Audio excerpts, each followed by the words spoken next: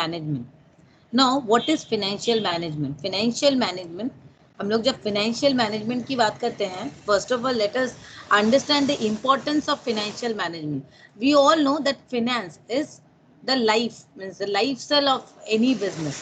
Any business cannot even think about running it without finance. पैसा, finance का मतलब हम लोग समझते हैं पैसा, फंडिंग. तो ये सोर्स ऑफ फंडिंग कहाँ है, what is the utilisation of the money, everything. तो फिनेंस जो है, money or the finance, whatever we say, it's very important, or rather we can say that it is an integral part of any business.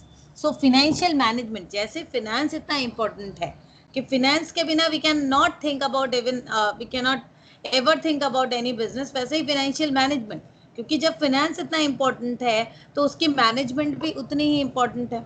So financial management has tremendous importance in the modern economic world. At the same time, it is becoming complex day by day. Finance managers who were hitherto confined to national markets are now looking towards international markets for their financing and investment activities. देखो पहले क्या था, जो financial managers हैं उनकी जो confinement होती थी, they were only confined to the national boundaries और द डोमेस्टिक बाउंड्री. तो जब मेरी डोमेस्टिक बाउंड्रीज में कन्फाइनमेंट है तो काम उतना ही है, डोमेस्टिक लेवल के लोगों को समझना, domestic people, domestic norms, cultures, domestic regulations, everything. But now financial managers or the finance managers are now not only with the local market, they are now looking towards the international market. तो जब भी हम international market पे जब जाते हैं ना for their financing and investment activities, क्योंकि हमें पता है कि हमारे जो भी बिजनेसेस हैं वो सब डोमेस्टिक बाउंड्रीज से निकल के इंटरनेशनल लेवल पे जा चुके हैं. तो my businesses are no more domestic. तो जब बिजनेसेस डोमेस्टिक नहीं है, वो इंटरनेशनल लेवल पे जा रही हैं, तो ये जो फंडिंग है, फाइनेंस की बात है, फाइनेंसिंग और इन्वेस्टमेंट, ये भी तो एक आउटवर्ड ट्रेंड लेंगे ना, बाहर से तो आना है. या तो मैं बाहर फाइनेंसिंग कर रही हूँ या बाहर से फाइनेंसिंग ले रही हूँ, बोथ वे, इनपुट और आउटपुट आप दोनों ही समझ सकते हो. So investment and my financing activities are all looking towards the international level, right.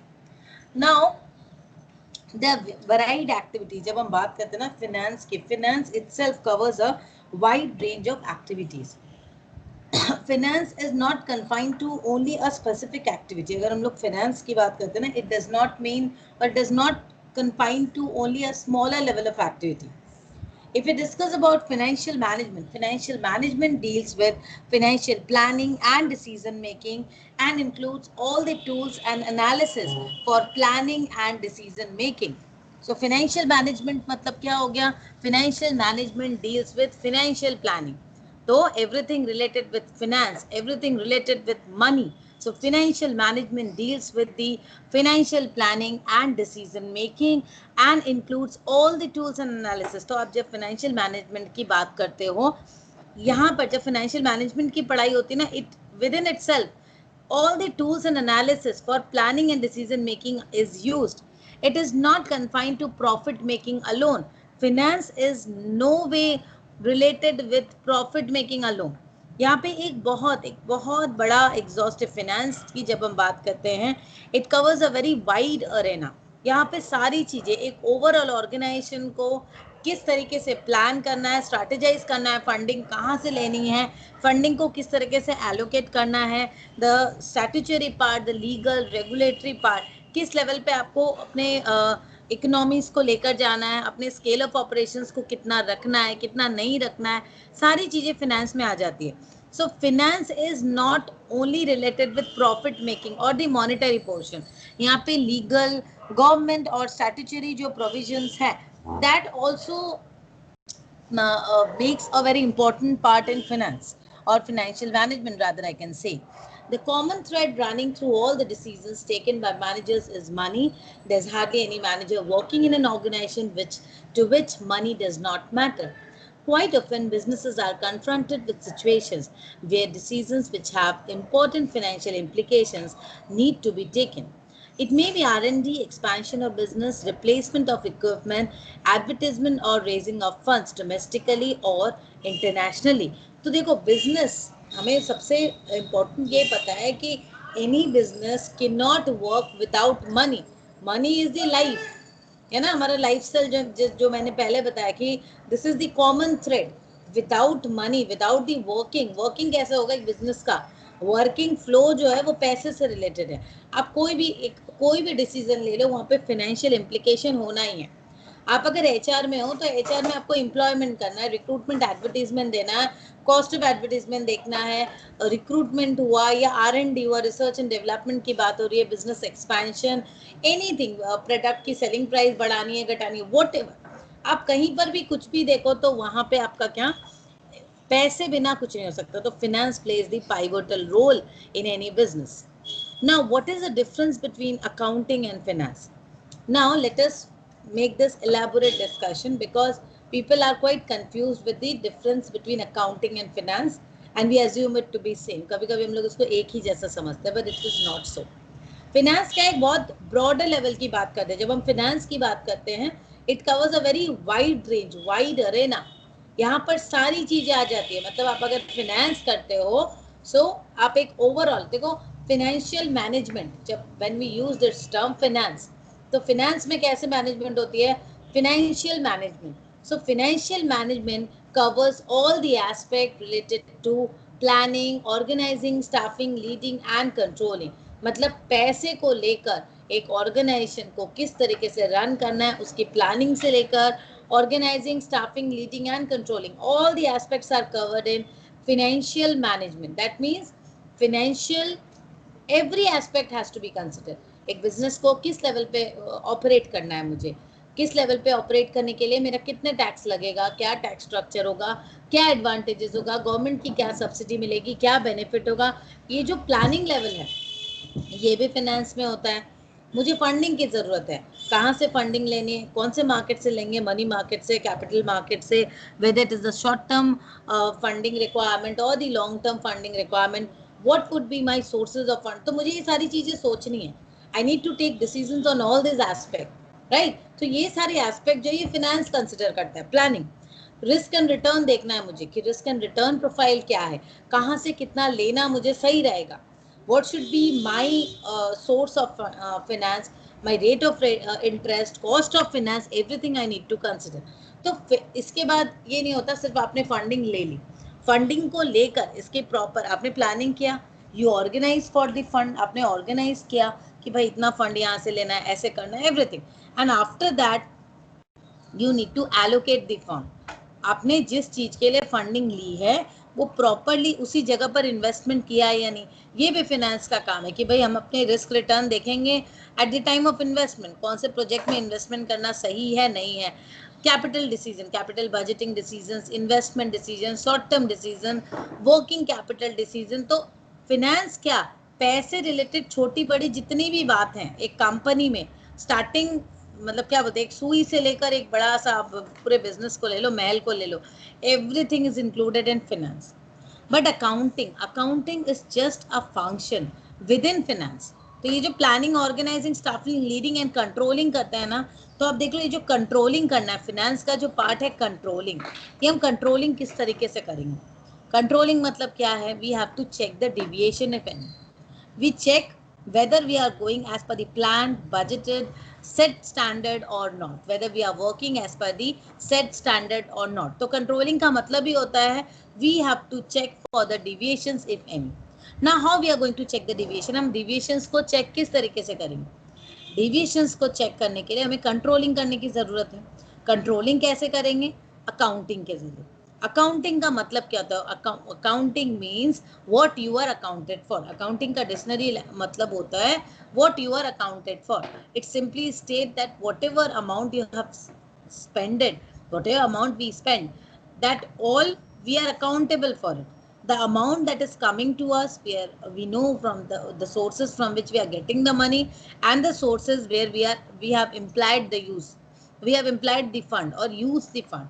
So accounting covers both the aspect, we need to understand the sources of fund as well as the application of fund। इन दोनों चीजें के accountability, इसको ही accounting बोलते हैं। So accounting का एकदम simple सा language है, आप हिसाब रखते हो, एक एक चीजों का हिसाब रखना, to calculate, to sum up everything, you have to keep a record of each and every transaction। this is what accounting is। so accounting is typically controlling। Finance is a very broader aspect, यहाँ पे बहुत सारी चीजें आ रही है। तो finance का जो एक इम्पॉर्टेंट एस्पेक्ट है दैट इज कंट्रोलिंग, ये कंट्रोलिंग पार्ट ही करता है accounting. Fine, so accounting is done with the twin object of ascertaining the profit or loss of the business after a specific period and evaluating the financial position of the business। तो finance सारी चीजों को कर रहा है और accounting उसको assist कर रहा है, एक smaller aspect with in the finance, finance के ही एक पार्ट को हम लोग अकाउंटिंग कह सकते हैं, right. So without accounting we can never expect और we can never ascertain the exact position of any company. मैंने अगर शुरू से ही हिसाब नहीं किया, किसने मुझे कितनी फीस दी, मैंने कितना खर्च किया, ये छोटे छोटे हिसाब है ना अकाउंटिंग, तो ये अगर हम नहीं करते हैं तो बोलो पहले मतलब पहले अकाउंटिंग उसके बाद फिनेंस? नहीं, फिनेंस सबसे पहले है, क्योंकि आप अगर प्लानिंग कर रहे हो, लेट्स से आप प्लानिंग कर रहे हो, हाँ ये तुम बोल सकते हो कि पहले हमें अकाउंटिंग समझने की जरूरत है, then only we can understand the broader concept of finance. अगर इस लेवल आप कैसे बताना चाह रहे हो, बोलो, is this what you are trying to say? हाँ, पहले मैंने छोटा छोटा चीज का हिसाब रखा, ठीक है। हाँ मैंने पहले छोटा छोटा चीज का हिसाब रखा, वो मैंने जो क्लास प्रॉफिट लॉस जो भी हो रहा है वो ब्रॉडर लेवल पे फिनेंस हो रहा है। देखो, ये टोटल हमारा एक डिपार्टमेंट है जिसको हम लोग बोल रहे हैं फिनेंस, फाइन। अभी फिनेंस में हमारे बहुत सारे डिपार्टमेंट इसके अंदर आ जाते हैं, जिसमें सबसे पहले मैं अकाउंट्स को रखती हूँ, ठीक है। इसके बाद मैं कॉस्ट डिपार्टमेंट को रख रही हूँ, कॉस्टिंग डिपार्टमेंट। इसके बाद मैं मैनेजमेंट अकाउंटिंग डिपार्टमेंट रख रही हूँ, फाइन। टैक्स डिपार्टमेंट रख रही हूँ एंड ऑडिट डिपार्टमेंट भी रख रही हूँ। तो ये क्लियर हो रहा है कि finance is a very broader aspect which covers all this department. All this department actually reports and works according to the finance. ये सारी चीजें ही कवर कर रहे हैं ना फिनेंस में। आप अकाउंट्स को ले लो, वो भी फिनेंस का एक पार्ट है। कॉस्टिंग को ले लो, वो भी फिनेंस का एक पार्ट है। मैनेजमेंट अकाउंटिंग हो, टैक्सेशन हो, ऑडिटिंग हो, everything is actually a part of finance. But cost, ये जो अकाउंटिंग है, अकाउंटिंग को हम लोग क्यों इतनी इंपॉर्टेंस देते हैं, क्योंकि इसको ये सबसे पहले लेते हैं हम लोग। अगर हम अकाउंटिंग करना सीखेंगे, मैं अगर अकाउंट्स करना सीखूंगी, मैं सपोज जर्नल लेजर, आप ले लो जर्नल लेजर, इसके बाद आप मैं ले लेती हूँ cash book, BRS and what not, बहुत सारी चीज़ें हैं, जर्नल प्रॉपर आ गया, फिर ट्रायल बैलेंस आ गया, फिर trading and profit and loss account आ गई, देन बैलेंस शीट आ गया। ये मेनली हमारा इतना तक कि हम लोग को बेसिक समझना होता है, ऐसे बहुत सारी चीज़ें हैं अकाउंट्स में। तो ये अकाउंटिंग क्या is the language of business. If we know all this language, then only I can report to the finance manager. Finance को चाहिए कितने पैसे आए थे, कितना पैसा आया और कितना पैसा खर्च हुआ, नेट प्रॉफिट आप निकालो। तो नेट प्रॉफिट हम कैसे निकालेंगे? until unless I know the accounting techniques। मुझे अकाउंटिंग के जो tools and techniques, actually accounts को इतनी इंपॉर्टेंस क्यों दी जा रही है फिनेंस के साथ, क्योंकि एक तो सबसे पहली बात क्या है, लोग बहुत कंफ्यूज होते हैं। People gets confuse with the finance and accounts, बोलते फिनेंस और अकाउंट्स एक ही हैं, कभी कभी बहुत लोग ऐसे भी कंफ्यूज हो जाते हैं। So no, accounts and finance are at different level। finance is at a very broader level, it covers an exclusive, मतलब आप देखो यहाँ पर कितना सारा चीजें हैं इसके अंदर ही। but accounts is a specialized body of language or we can say accounts is a language of business। वो टिपिकली बिजनेस के लैंग्वेज को समझता है, जहाँ पे हम लोग अकाउंट्स के रिलेटेड, अकाउंटिंग, हिसाब करना, हिसाब करेंगे तो ही फिनेंस को रिपोर्ट दे पाएंगे ना। देखो, मुझे यहाँ पे मैनेजर ने, फिनेंस मैनेजर जो है, इन्होंने फंडिंग की व्यवस्था कर दी कि this are my sources of fund, you have to allocate this fund in project A and project B.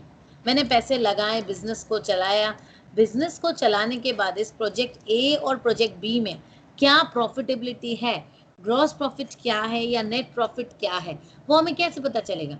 Simple सी बात है, मुझे अकाउंट्स करना पड़ेगा उसके लिए। अकाउंट्स क्या बताएगा आपको? Step by step. जैसे हमारे ABC, हम लोग इंग्लिश में क्या सीखे हैं पहले, A B C पूरे अल्फाबेट सीखे हैं, तभी तो हम सेंटेंस बना पाएंगे ना।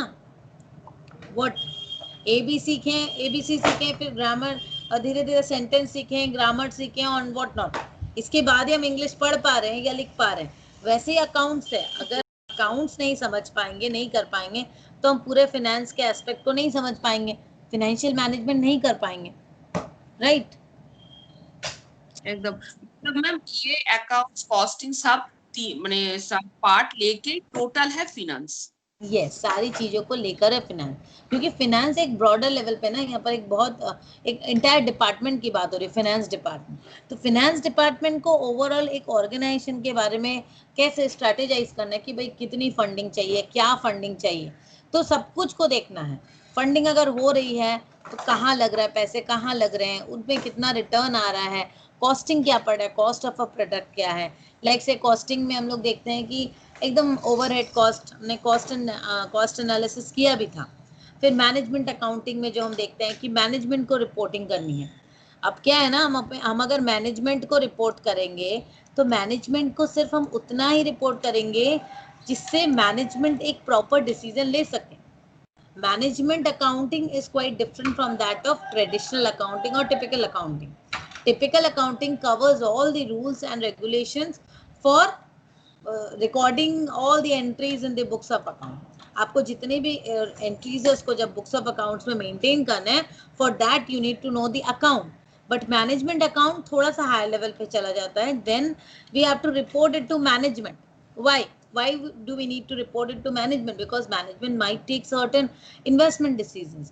किसी चीज को, कोई प्रोडक्ट को ड्रॉप करना है, किसी प्रोडक्ट को कैरी ऑन करना है, किसी को रखना है, कुछ स्टाफ के ले ऑफ करना है, कुछ स्टाफ को एडिशन करना है, तो मैनेजमेंट को कभी कभी कोई डिसीजंस लेने होते हैं। वो डिसीजंस लेने के लिए उनको टिपिकली मैनेजमेंट अकाउंटिंग के रिपोर्ट्स की जरूरत होती है, समझ आया? अब जैसे एक हो गया टैक्स एस्पेक्ट को यहाँ पे देखा जाता है, ऑडिट को देखा जाता है। Is this clear? Yes ma'am. So this was all the difference about accounts and finance, जो कि ज़्यादा important था। इसके बाद आप देखो what is financial management? So financial management अभी तक आपको समझ में आ गया that it is an effective management of all the finances. किस तरीके से पैसे आने हैं, पैसे जाने, everything is covered, right? Here are two examples. Let's look at the following example. KE Capital is a sector agnostic fund and invest in companies which bring about innovative solutions for the existing gaps in the market, focusing investing in innovation, leadership, and growth. In the words of its managing director Sasa Mirchandani, KE Capital target to invest in 25 companies with its USD 30 million fund. This fund was raised in February 2016. By the end of 2017, it intends to fund at the least 6 to 8 companies.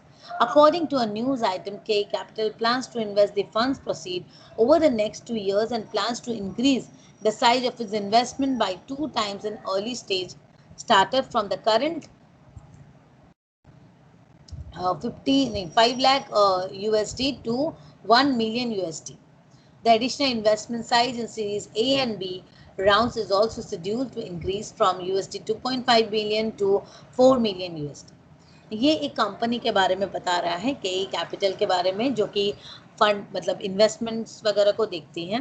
ये company specific innovative solutions पे investment करती है कि कहाँ पे investment, जैसे normally होता है ना, हर कंपनी का अपना अपना एक इन्वेस्टमेंट का रहता है। तो ये देखो, ये जो फर्स्ट वाला है, हमने देखा कि फाइनेंशियल मैनेजमेंट क्या है। यहाँ पर ये वाला जो केई कैपिटल में हमने क्या देखा कि ये फंड मैनेजमेंट एक कंपनी है।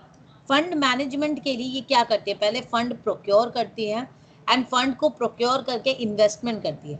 फंड को इन्वेस्टमेंट करके जो उससे रिटर्न, रेट ऑफ इंटरेस्ट या रिटर्न जनरेट होता है, वो फिर क्या बोलते हैं, स्प्रेड रख के, जैसे मैंने क्लाइंट का फंड मैनेज किया, उसमें मुझे 10% प्रॉफिट आई, तो 10% में मुझे 6% दे देना है, 4% मेरे पास रहेगी। तो this is all about fund management. So यहाँ पर कैसे बता रहे हैं कि कंपनी किस तरीके से किस किस सेक्टर में इन्वेस्टमेंट कर रही है। Like company focused investments in innovation, leadership and growth. तो कंपनी का अपना एक सेगमेंट है जिसमें वो इन्वेस्टमेंट कर रही है, and accordingly company is also planning to invest in few other sectors. तो ये एक फाइनेंशियल मैनेजमेंट का एक इम्पॉर्टेंट रोल है कि वो किस तरीके से इन्वेस्टमेंट के बारे में है, कहाँ से फंड का प्रोक्योरमेंट होगा और फंड का एलोकेशन होगा। देखो यहाँ पर 3 इंपॉर्टेंट चीजें दी गई है about the financial management. A financial management is thus concerned with 3 broad areas of financial decisions which makes are as follows, decision making which are as follows: capital budgeting, that is investing decision, capital structure, that is financing decision, and dividend decision. ये तीन बहुत important decisions हैं जो कि एक financial management को लेना होता है। समझ आया?